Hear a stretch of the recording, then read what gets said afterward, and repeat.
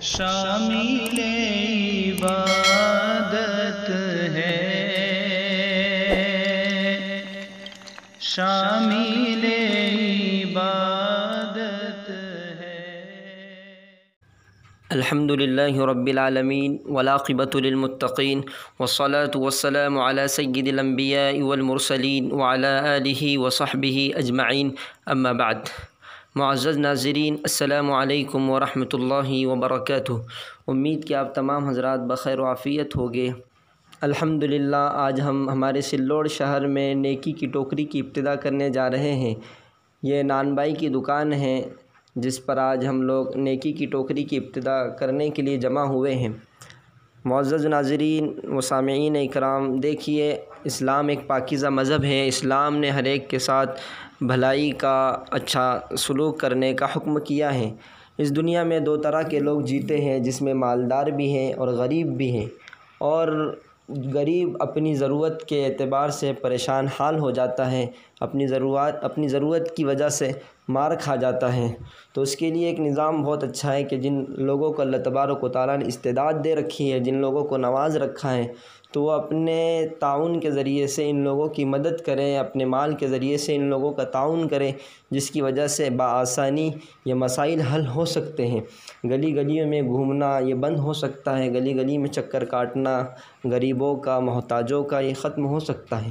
اس لیے اس کا نظام یہ بنایا جا رہا ہے کہ آپ جب اپنے اہل و عیال کے لیے، اپنے گھر والوں کے لیے، اپنے رشتہ داروں کے لیے جب روٹی خریدنے کے لیے یہاں آئیں تو کچھ روٹیاں اس ٹوکری میں بھی ڈال دیا کریں، اور اس ٹوکری میں ڈالنے کے بعد انشاءاللہ اس کا نظام یہ رہے گا کہ ہمارے ذمہ دار، ہمارے کچھ خیر خواہ حضرات، ضرورت مند حضرات تک یہ روٹیاں انشاءاللہ پہنچا دیا کریں گے۔ یہ روٹیاں ان تک پہنچا دی جائیں گی، اور چونکہ یہ کام بڑا نیک ہے، اچھا ہے، اس لیے اس میں حصہ لینا چاہیے۔ اللہ کے رسول صلی اللہ علیہ وسلم کے فرامین میں بھی اس تعلق سے بہت سی فضیلت کی چیزیں ملتی ہیں، اور حضرت عمر رضی اللہ تعالیٰ عنہ کا عمل تو ہمارے سامنے ہے کہ آپ محتاجوں، غریبوں، مسکینوں اور ضرورت مندوں کے پاس خود جایا کرتے تھے اور ان کی ضرورتوں کو پورا کیا کرتے تھے، ضرورت کی اشیاء ان تک پہنچایا کرتے تھے۔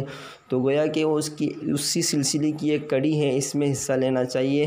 ہم مبارکباد پیش کرتے ہیں ہمارے ان دکانداروں کو اور ہمارے ذمہ داروں کو کہ اللہ تبارک و تعالیٰ نے انہیں اچھے کام کی توفیق عطا فرمائی۔ اللہ تبارک و تعالیٰ ہم تمام کو بھی اس طرح کے کاموں میں حصہ لینے کی توفیق عطا فرمائے۔ جگہ جگہ پر یہ سلسلہ شروع ہوا، ایسے فیصلے فرمائے، اور اس سلسلے کو ہمیں مزید آگے بڑھانے کی توفیق عطا فرمائے۔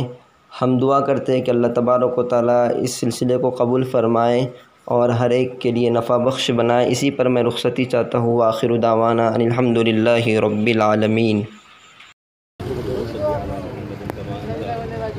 وافعل بنا ما انت عبد انك عن التقوى واهل المغفره رب لك الحمد كما ينبغي لجلال وجهك وعظيم سلطانك اللهم لا احصي ثناء عليك انت كما اثنيت على نفسك بسم الله الذي لا يضر مع اسمه شيء في الارض ولا في السماء وهو السميع العليم اللهم لا سهل الا ما جعلته سهلا وانت تجعل الانسان اذا شئت اے مولا کریم ہمارے گناہوں کو معاف فرما، ہمارے خطاؤں کو معاف فرما، ہماری غلطیوں کو درگزر فرما۔ اے مولا کریم جو قاہر خیر ہونے جا رہا ہے مولا کریم اس کے اندر خوب برکت عطا فرما۔ مولا کریم اے اللہ یہ بہت بڑا اونچا کام ہے مولا کریم اس کو فائدہ تک پہنچا۔ مولا کریم جمعان عطا فرما، جمع ہونے سے عطا فرما۔ صلی اللہ تعالیٰ علیہ وسلم۔